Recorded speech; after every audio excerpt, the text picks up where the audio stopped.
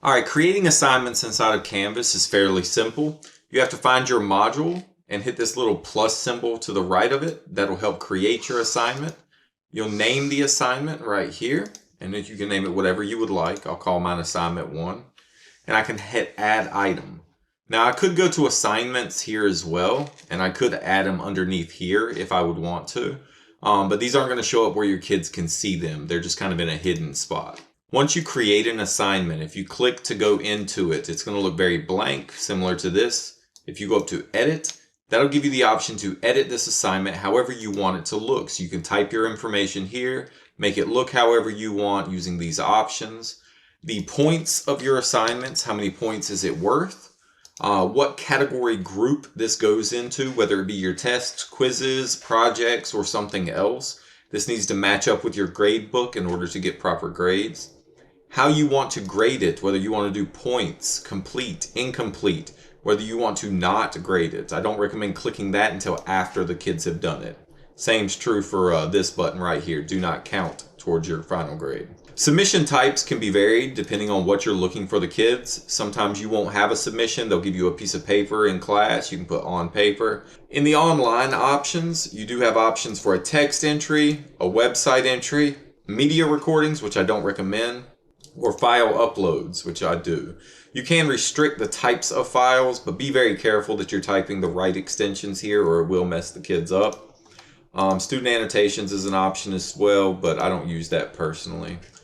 You can allow a certain number of attempts on this assignment. So if you want to let them try 100 times, they can try 100 times. Or you can limit the number of submissions they can do to 2, 3, all the way up to 15, I believe.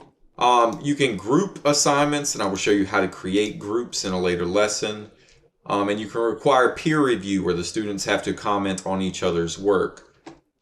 In here you can sync this to PowerTeacher Pro. That's what my county uses, so I can include this in my grade book. So right here you can see the options to assign this. At the top we have an option to assign to certain people. So I can choose everyone, which is generally what you're going to have. But you could divvy up your class into groups so that you only assign certain assignments to certain students. Or if you have an honors and standards in the same class like I do, you would be able to assign things directly to honors and not to standards. That's another way to play around with this. Again, that comes down to groups, which is up here, which I will go over. Alright, so the due date right here is when they are expected to turn this assignment in. So I expect it at this date by midnight. That's what I look for. I can choose when it's available. Now, you don't want the students opening up this assignment really early. So if you're creating it the Thursday before and you leave it on Thursday, it'll be available to them from that point forward. So choose available on the same date that it's due, or, if you need it a little early. Right here, I would make sure to watch the time it is available because it defaults to noon. You don't want to have your class not have access to it. Until is how long this assignment stays open for. So if it's due on the 5th and I want to give them 7 days, then it's open until the 12th. They can't turn it in after the 12th. That's the goal. This will lock. Students won't be able to see this at all. Now, if I hit save on this, I'll see the assignment, and down here towards the bottom, I'll see when it's due, who it's for, when it's available, and how long it is open until. You'll see the number of attempts and the different submission types. If you move into Student View and look at this, going to Student View, you can see the different types of submission options that you have.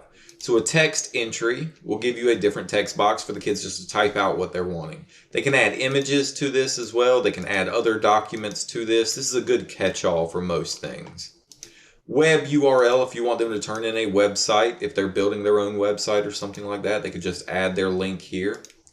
Upload allows them to drag a file right to the rocket ship here, and that's what they can turn in. It also activates their webcam if they want to take a picture of it using their webcam. More, I don't really mess with. There is an option for Google assignments, which we'll go over. But this is the basic setup to accept information from the kids off of these assignments. Now, as far as the designing and the editing of this assignment, that is entirely up to you. How do you want it to look? How do you want to get that information across to the kids? The bottom part of this assignment, that's where the real meat of this is. You have to make sure that these parts are right so that it goes to your grade book properly, so that it opens for the kids properly, so that it shows to the kids properly. So that is what your assignments are.